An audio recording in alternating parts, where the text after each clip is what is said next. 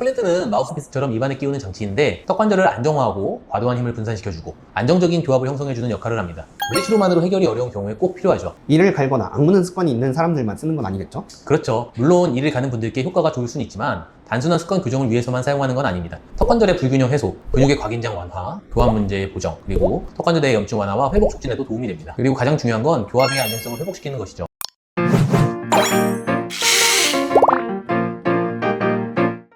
원장님, 턱관절 치료라고 하면 물리치료를 먼저 떠올리는데요. 장치를 끼워야 하는 경우도 있죠? 안녕하세요. 든든닥터 이원정입니다. 네, 턱관절 장애는 단순히 통증만의 문제가 아니라 관절과 근육의 불균형이 얽힌 복잡한 질환이에요. 그래서 경우에 따라 입안에 스플린트라는 장치를 사용하는 게 효과적일 수 있습니다. 스플린트 장치를 본 적이 있는데 격투기 선수들이 끼는 마우스피스처럼 생겼더라고요. 턱관절 치료에 쓰이는 스플린트는 어떤 장치인가요? 스플린트는 마우스피스처럼 입안에 끼우는 장치인데 턱관절을 안정화하고 과도한 힘을 분산시켜주고 안정적인 교합을 형성해주는 역할을 합니다.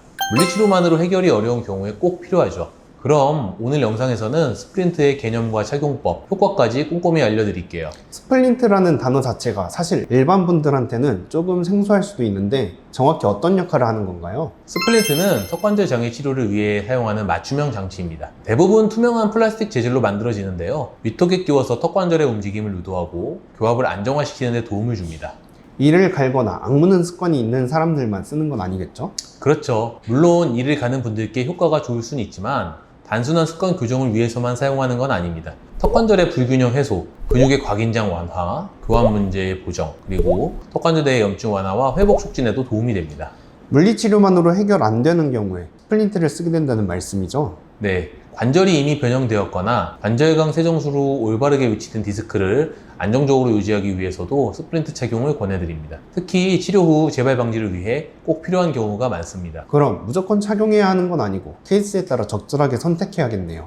맞아요. 그래서 진단을 정밀하게 한 다음 환자의 턱 상태와 증상에 맞춰 스플린트 사용 여부를 결정하는 것이 중요합니다. 원장님, 이렇게 관리도 잘하고 착용도 열심히 하면 효과를 체감할 수 있나요? 스플린트의 효과는 생각보다 다양합니다. 대표적으로는 턱관절과 치아에 가해지는 부하를 줄여주고 근육의 긴장을 완화시키는 데 탁월한 역할을 해요. 그리고 가장 중요한 건 교합의 안정성을 회복시키는 것이죠. 그럼 입을 벌릴 때 통증이 있거나 턱이 딸깍 소리 나는 것도 해결이 되는 건가요? 네, 그 소리의 원인이 관절의 불안정한 움직임이거나 디스크의 위치 이상의 경우 스플린트를 착용하면서 턱의 움직임이 안정화되면 점점 줄어드는 경우가 많아요.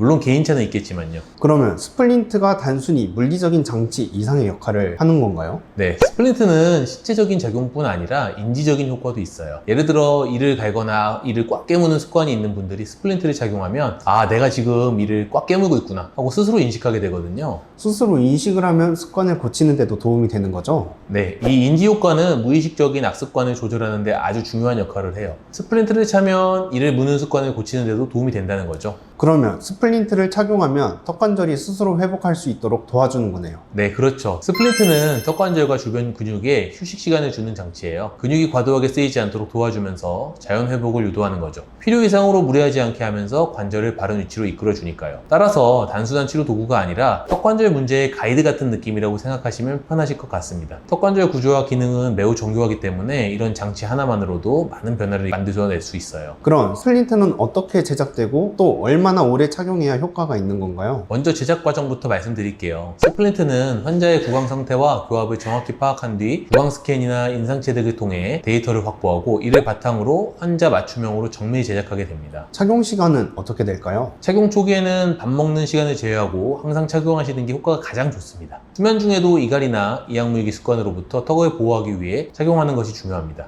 턱관절이 안정되어 증상이 줄어들면 착용 시간을 점차 줄일 수 있어요. 매일 착용한다고 해서 끝나는 건 아니겠죠? 네, 스플린트는 잘 착용하면서도 검진도 주기적으로 받아주시는 게 좋습니다. 스플린트의 높이나 위치를 조정하면서 사용자의 턱 상태에 맞게 지속적으로 보완해줘야 하고 턱관절이 잘 회복되고 있는지 엑스레이를 통해 확인하는 것도 필요합니다. 이런 과정을 통해 치료 효과를 극대화하고 부작용을 최소화할 수 있습니다. 스플린트를 단순한 장치로 생각하실 수 있지만 턱관절과 근육, 치아의 기능에 큰 영향을 줄 수 있기 때문에 섬세한 조정과 사용과 관리가 매우 중요합니다. 스플린트가 도움이 되는 건 알겠는데 사용하면서 불편하거나 주의해야 할 점도 있지 않을까요? 네, 환자분들께서 장치를 처음 착용하시면 침이 많이 고이거나 앞니가 뻑뻑한 느낌이 들 수 있어요. 자연스러운 적응 과정이니 너무 걱정 안 하셔도 되고 일주일 정도면 대부분 익숙해지십니다. 입이 너무 마르거나 건조해지는 경우도 있다고 들었어요. 네, 입안이 건조해질 수도 있는데 이럴 때는 가습기를 틀어두시거나 젖은 수건을 머리맡에 두고 주무시는 것도 도움이 됩니다. 요즘은 마스크 착용도 많이 하시니까 건조함 완화에 도움이 될 수 있어요. 스플린트를 꾸준히 잘 착용하고 조정까지 받았다고 해도 평소에 어떻게 관리하는지도 중요하겠네요. 네, 관리도 아주 중요합니다. 스플린트는 입안에 들어가는 장치이다 보니까 위생 관리를 철저히 해주셔야 되겠죠. 매일 사용하는 만큼 보관과 세척에 신경을 써주셔야 합니다. 하루에 한 번 칫솔로 빡빡 닦으면 되는 거 아니에요? 오히려 그게 더 안 좋습니다. 칫솔과 치약은 마모력이 강해서 스플린트 표면을 상하게 할 수도 있거든요. 표면이 긁히면 세균이 더 잘 달라붙고 장치가 변형될 수도 있어요. 그럼 어떻게 세척해야 하나요? 가장 좋은 방법은 찬물이나 미지근한 물로 헹궈주는 거예요. 그리고 이틀에 한 번 정도는 틀니 세정제를 사용해서 소독해주면 아주 좋고요. 너무 뜨거운 물은 장치를 변형시킬 수 있어서 절대 사용하시면 안 됩니다. 그리고 보관할 때는 뚜껑이 있는 통에 넣고 항상 깨끗한 상태를 유지해야 합니다. 무심코 휴지에 싸서 그냥 두면 세균 변식이 쉬워질 수 있고 분실 위험도 있습니다. 그러면 여행 갈 때나 외출할 때는 어떻게 하죠? 요즘은 휴대용 보관 케이스도 많이 나와 있어서 그걸 활용하시면 좋아요. 또 외출 후엔 가급적 세척해 주시는 게 좋고 필요하면 미니 세정제나 생리식염수를 챙기는 것도 좋은 방법입니다. 원장님, 오늘 스플린트에 대해 정말 자세히 설명해 주셨는데요. 정리하자면 스플린트는 턱관절 장애를 치료할 수 있는 비수술적 방법 중 하나인 거죠? 맞습니다. 스플린트는 수술 없이 턱관절을 안정시키고 통증을 줄이며 생활 속 악습관을 조절하는 데 정말 효과적인 치료 도구입니다.